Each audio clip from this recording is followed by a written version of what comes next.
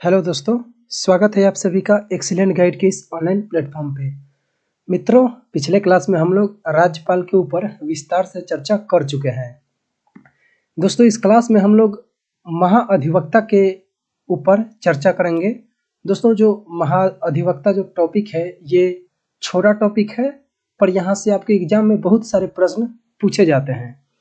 पिछले वर्षों में पूछे गए प्रश्नों को आप देखेंगे तो उसमें काफ़ी ज़्यादा संख्या रही है महाधिवक्ता से, और इसी प्रकार से हम लोग जितने भी पहले पूछे जा चुके हैं और भविष्य में जितने भी पूछे जाने की संभावना है उन सभी के ऊपर इस क्लास में हम लोग चर्चा करेंगे। तो यदि आप चैनल पर नए हैं तो चैनल को सब्सक्राइब कर दीजिए और बेल आइकन को भी दबा दीजिएगा। मित्रों, आज की क्लास को शुरू करते हैं हम लोग। दोस्तों, पहला क्वेश्चन स्क्रीन पर आ चुका है।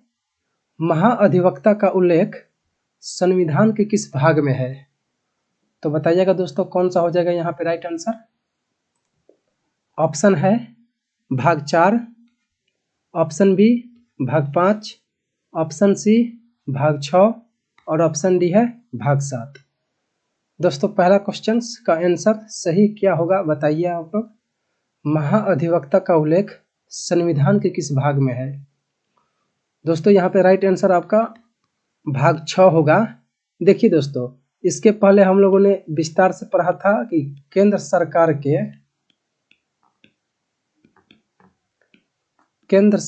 के तीनों अंग, केंद्र सरकार के तीनों अंग किस में आते हैं? वो आते हैं भाग 5 में, भाग 5 में। और दोस्तों, यहीं पे बात की जाए तो आप देख सकते हैं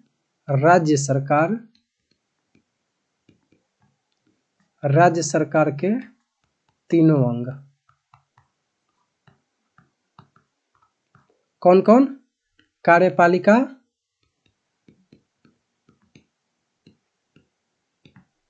फिर आप देख सकते हैं विधायिका, जिसे हम लोग व्यवस्थापिका भी बोलते हैं, और तीसरा न्यायपालिका। तो दोस्तों, ये कार्यपालिका, विधायिका और न्यायपालिका, इन तीनों का उल्लेख भाग 6 में है। ठीक है ना। इस प्रकार से यहाँ पे आपका राइट आंसर ऑप्शन सी होगा। इसके आगे हम लोग देखते हैं प्रश्न संख्या 2। यहाँ पे पूछा गया है महाअधिवक्ता का उल्लेख संविधान के किस अनुच्छेद में है? आपका पहला ऑप्शन है अनुच्छेद 165, ऑप्शन बी है अनुच्छेद 166, ऑप्शन सी है अनुच्छेद 167 और ऑप्शन डी है अनुच्छेद 168। तो बताइए यहाँ पे कौन सा हो जाएगा सही उत्तर। महाअधिवक्ता का उल्लेख संविधान के किस अनुच्छेद में है, आपको बताना है कौन सा हो जाएगा यहाँ पे सही उत्तर। तो मित्रों, ध्यान दीजिएगा, यहाँ पे आपका राइट आंसर होगा ऑप्शन ए अनुच्छेद 165। ठीक है, अनुच्छेद 165 यहाँ पे आपका बिल्कुल करेक्ट हो जाएगा। इसके आगे हम लोग देखते हैं प्रश्न संख्या 3। आपसे पूछा गया है महाधिवक्ता की नियुक्ति किसके द्वारा की जाती है? ऑप्शन ए मुख्यमंत्री, ऑप्शन बी राज्यपाल, ऑप्शन सी विधानसभा अध्यक्ष और ऑप्शन डी है उपराष्ट्रपति। बताइएगा यहाँ पे कौन सा हो जाएगा सही उत्तर। महाधिवक्ता की नियुक्ति किसके द्वारा की जाती है? हाँ, बिल्कुल बताइए यहाँ पे कौन सा हो जाएगा सही उत्तर। तो दोस्तों, आप ध्यान दीजिएगा, राइट आंसर होगा ऑप्शन बी राज्यपाल।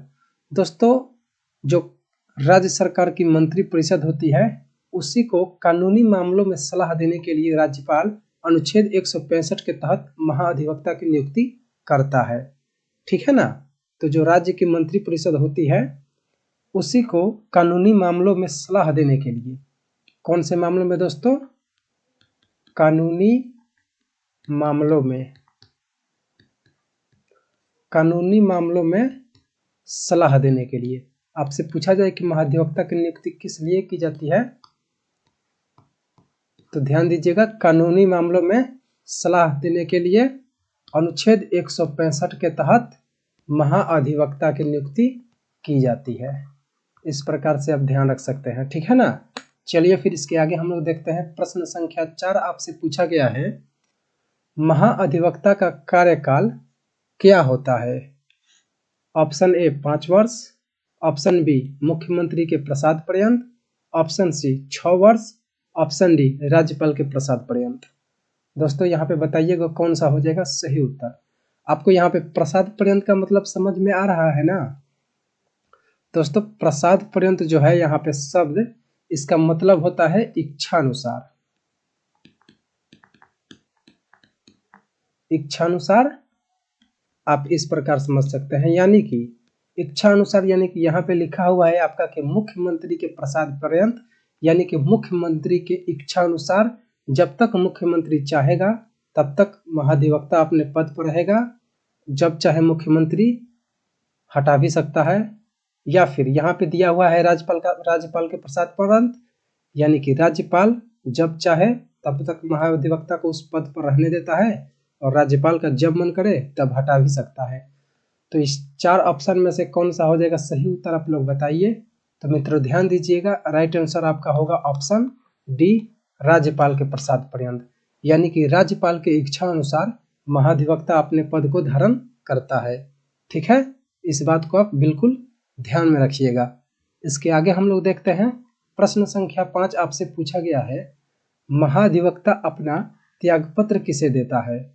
ऑप्शन ए मुख्यमंत्री को, ऑप्शन बी राज्यपाल को, ऑप्शन सी विधानसभा अध्यक्ष को, और ऑप्शन डी है उपराष्ट्रपति को। तो यहाँ पे कौन सा हो जाएगा सही उत्तर। महाधिवक्ता अपना त्यागपत्र किसे देता है, आप लोग बताइए दोस्तों कौन सा हो जाएगा सही उत्तर। यहाँ पे इंपॉर्टेंट क्वेश्चंस है, बताइए आप लोग। तो यहाँ पे ध्यान दीजिएगा, राइट आंसर होगा आपका ऑप्शन बी। दोस्तों नियुक्ति जो किया उसी को त्यागपत्र दिया जाएगा। तो नियुक्ति किसने किया था, राज्यपाल ने। तो फिर त्यागपत्र किसको, राज्यपाल को ही। ठीक है ना। तो इस प्रकार से जो महाधिवक्ता है इसकी त्यागपत्र जो देगा राज्यपाल को देगा। इसके आगे हम लोग देखते हैं प्रश्न संख्या 6 आपसे पूछा गया है, राज्य सरकार का सर्वोच्च विधि अधिकारी कौन होता है।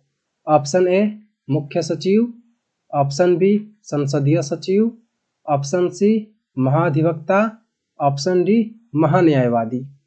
तो यहाँ पे कौन सा हो जाएगा सही उत्तर। राज्य सरकार का सर्वोच्च विधि अधिकारी कौन होता है। मित्रों इंपॉर्टेंट है, बताइए कौन सा हो जाएगा यहाँ पे राइट आंसर। तो ध्यान दीजिएगा, आपका सही उत्तर होगा ऑप्शन सी महाधिवक्ता। दोस्तों राज्य में जब पूछा जाए राज्य में सर्वोच्च विधि अधिकारी, तब तो आपको लगाना है महाधिवक्ता। ठीक है,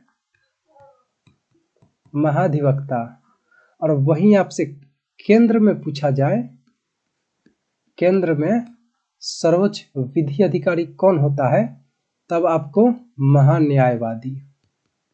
ठीक है, इस बात को आप ध्यान रखिएगा, केंद्र में जो होता है वो महान्यायवादी होता है। आर्टिकल 76 के तहत राष्ट्रपति केंद्र की मंत्रिपरिषद को कानूनी मामलों में सलाह देने के लिए महान्यायवादी की नियुक्ति करता है। ठीक है ना। तो यहाँ पे महान्यायवादी के ऊपर भी प्रश्न बना जा सकता है, हालांकि हम लोग पिछले क्लास में महान्यायवादी के ऊपर चर्चा कर चुके हैं। दोस्तों यदि आप चैनल पर नए हैं तो चैनल को सब्सक्राइब भी कर दीजिएगा। तो इस प्रकार से आपको 76 आर्टिकल याद रखना है, और जो राज्य सरकार का सर्वोच्च विधि अधिकारी होता है वो महाधिवक्ता होता है। ठीक है, और केंद्र सरकार का मैंने बता ही दिया, महान्यायवादी होता है, और राज्य सरकार का महाधिवक्ता। चलिए फिर अगले प्रश्न को देखते हैं। प्रश्न संख्या 7 आपसे पूछा गया है, महाधिवक्ता का वेतन का निर्धारण किसके द्वारा की जाती है। ऑप्शन ए राज्यपाल, ऑप्शन बी मुख्यमंत्री, ऑप्शन सी राष्ट्रपति, और ऑप्शन डी है विधानसभा अध्यक्ष। तो बताइए अब यहाँ पे कौन सा हो जाएगा सही उत्तर। आपने देखा कि महाधिवक्ता की नियुक्ति राज्यपाल कर रहा है, और उसको जो त्यागपत्र महाधिवक्ता देना चाहता है तो वो भी राज्यपाल को देगा। तो यहाँ पे अब इस बार पूछा गया है कि वेतन का निर्धारण, जो महाधिवक्ता है उसके वेतन का निर्धारण किसके द्वारा की जाएगी।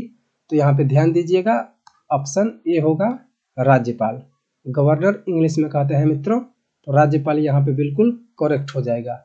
इसके आगे हम लोग देखते हैं कि नोट में कुछ महत्वपूर्ण बातें दी गई हैं, इसको भी आप ध्यान रखिएगा। देखिए, महाधिवक्ता के कार्य, यानी कि दोस्तों महाधिवक्ता के क्या कार्य होते हैं, इसके ऊपर भी हम लोग चर्चा कर लेते हैं। तो पहला कार्य देखिए कि राज्य की सरकार को कानूनी मामलों में सलाह देना। जी हाँ, बिल्कुल, हम लोगों ने ऊपर चर्चा भी की इसके ऊपर। दूसरा कार्य देखिए मित्रों, राज्य की सरकार का विभिन्न न्यायालयों में पक्ष पेश करना। इसका मतलब आप समझते हैं दोस्तों, राज्य की सरकार का विभिन्न न्यायालयों में पक्ष पेश करना। इस पक्ष पेश करना का मतलब आप क्या समझते हैं, बताइए। तो दोस्तों देखिए, क्या होता है कि जब कोई राज्य सरकार किसी चीज के ऊपर कानून बनाती है और वो जनता को पसंद नहीं आती है,